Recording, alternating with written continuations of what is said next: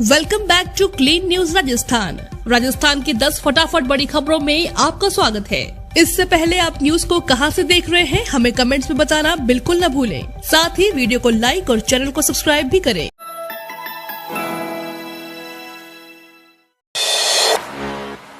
राजस्थान का सियासी घमासान, गहलोत के बयान के बाद मैदान में उतरी पायलट की फौज, वार पर किया पलटवार। राजस्थान कांग्रेस में पूर्व में धधक कर एक बार ही शांत हो चुकी कलह की आग एक बार फिर से सुलगने लगी है। मुख्यमंत्री अशोक गहलोत के सचिन पायलट पर सियासी अटैक के बाद गहलोत कैंप ने पायलट पर हमलों की झड़ी लगा दी है। पायलट चुप है, लेकिन उनके कैंप के नेता मैदान में उतर आए हैं। आचार्य प्रमोद कृष्णन ने तो ट्वीट कर पायलट को विषपान करने वाला नीलकंठ तक कह डाला। कृष्णन ने अपने ट्वीट में लिखा कि नीलकंठ का अभिषेक श्रावण मास में किया जाता है। आचार्य प्रमोद कृष्णन ने इस ट्वीट के बाद राजस्थान में सियासी पारा उफान पर है। अग्निपथ के खिलाफ सत्याग्रह पर फिर सड़क पर उतरी कांग्रेस। राजस्थान के सभी विधानसभा क्षेत्रों में किए गए प्रदर्शन। राजस्थान में कांग्रेस ने केंद्र सरकार की अग्निपथ योजना के खिलाफ राजधानी जयपुर सहित सभी जिलों के सभी विधानसभा क्षेत्रों में कल सत्याग्रह किया और इस दौरान धरना प्रदर्शन कर इस योजना को वापस लेने की मांग की गयी। इस योजना के खिलाफ राष्ट्रीय कांग्रेस के आह्वान पर सुबह 10 बजे पार्टी के लोगों का सत्याग्रह शुरू हुआ और दोपहर 1 बजे धरने प्रदर्शन करके केंद्र सरकार ने यह योजना वापस लेने की मांग की गयी। राज्य में प्रदेश कांग्रेस अध्यक्ष गोविंद सिंह डोटासरा अपने गृह जिले में अपने विधानसभा क्षेत्र लक्ष्मणगढ़ में आयोजित पार्टी के सत्याग्रह में शामिल हुए और इस योजना को वापस लेने की मांग की। जयपुर में सिविल लाइन विधानसभा क्षेत्र स्थित विभिन्न विधानसभा क्षेत्रों में धरना प्रदर्शन करके इस योजना के प्रति विरोध जताया गया। सिविल लाइन विधानसभा क्षेत्र में खाद्य मंत्री प्रताप सिंह खाचरियावास इस दौरान मंच पर नहीं बैठकर जनता के बीच बैठे रहे और सादगी का संदेश देते हुए लोगों का ध्यान अपनी ओर खींचा। जयपुर के सांगानेर क्षेत्र में कांग्रेस नेता पुष्पेंद्र भारद्वाज के नेतृत्व में सत्याग्रह किया गया। राजस्थान जल्द होगा मलेरिया मुक्त, पर मंडरा रहा डेंगू का खतरा। प्रदेश में बारिश का दौर शुरू हो चुका है। बारिश के साथ ही अब मौसमी बीमारियों का खतरा भी मंडराने लगा है।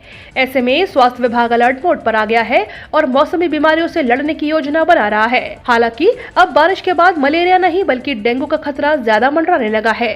केंद्रीय स्वास्थ्य विभाग की ओर से साल 2030 तक पूरे भारत को मलेरिया मुक्त करने का लक्ष्य रखा गया है। इस लक्ष्य को पाने के लिए राजस्थान ने कदम रखे हैं, मलेरिया मुक्त की ओर है।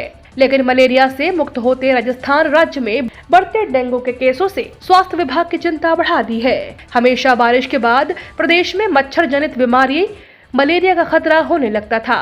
हर साल मलेरिया बीमारी का खतरा मंडराता रहता था, लेकिन स्वास्थ्य विभाग के प्रयासों के गत सालों में मलेरिया का खतरा कम हुआ है और इसकी जगह अब डेंगू ने ले ली है। पीएम मोदी से मिलने दौड़े दौड़े आए अमेरिकी राष्ट्रपति। मोदी अब कनाडा के प्रधानमंत्री जस्टिन ट्रूडो से बात कर रहे थे कि तभी बाइडेन उनसे मिलने खुद चल कर आए। बाइडेन के रास्ते में कई विश्व राजनेता दिखे, लेकिन वे पीएम मोदी की तरफ ही बढ़ते रहे। G7 शिखर सम्मेलन 2022 की मेजबानी इस बार जर्मनी कर रहा है। प्रधानमंत्री नरेंद्र मोदी भी इसकी बैठक में हिस्सा लेने के लिए जर्मनी के दौरे पर हैं। इस दौरान एक ऐसा नजारा देखने को मिला जिसे भारत के बढ़ते कद के रूप में प्रचारित किया जा रहा है। दरअसल अमेरिकी राष्ट्रपति जो बाइडेन पीएम मोदी से हाथ मिलाने के लिए उनके पीछे पीछे दौड़े आए। मोदी जब कनाडा के प्रधानमंत्री जस्टिन ट्रूडो से बात कर रहे थे, तभी बाइडेन उनसे मिलने खुद चल कर आए। बाइडेन के रास्ते में कई विश्व राजनेता दिखे, लेकिन वे पीएम मोदी की तरफ ही बढ़ते रहे। उन्होंने पीछे से मोदी के कंधे पर हाथ रखा तो मोदी ने भी हाथ मिलाकर उनका अभिवादन किया।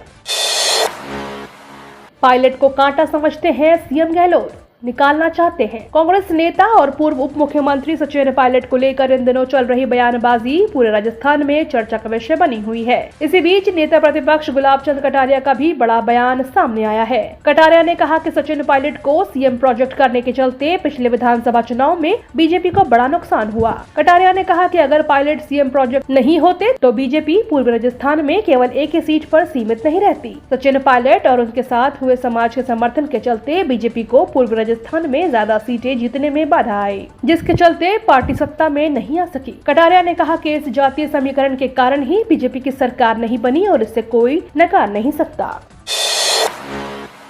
सीकर में मिला यूरेनियम का विशाल भंडार, बिजली संकट होगा दूर। झारखंड और आंध्र प्रदेश के बाद राजस्थान में यूरेनियम खनिज के विशाल भंडार मिले हैं। राज्य के सीकर जिले में दुर्लभ खनिज यूरेनियम उत्खनन के लिए LOI जारी करने के साथ ही राजस्थान ने यूरेनियम खनन के क्षेत्र में एंट्री कर ली है। मिली जानकारी के मुताबिक राज्य सरकार ने सीकर के बाद खंडेला तहसील के रोहिल में यूरेनियम अयस्क के खनन के लिए यूरेनियम कॉर्पोरेशन ऑफ इंडिया को खनन पट्टा की लेटर ऑफ इंटेंट जारी की है। आपको बता दें कि यूरेनियम दुनिया के दुर्लभ खनिजों में से एक है। सीकर के खंडेला इलाके में 1086.46 हेक्टेयर इलाके में करीब 12 मिलियन टन यूरेनियम और इससे जुड़े एसोसिएटेड मिनरल्स के भंडार होने की पुष्टि की गई है, जिसके बाद माना जा रहा है कि राज्य सरकार का नाम विश्व पटल पर चमकने के साथ ही प्रदेश में रोजगार का संकट भी दूर होगा और इन्वेस्टमेंट के नए रास्ते खुलेंगे। भारत और इंग्लैंड सीरीज के पहले आई है बुरी खबर, जल्द संन्यास ले सकता है यह दिग्गज।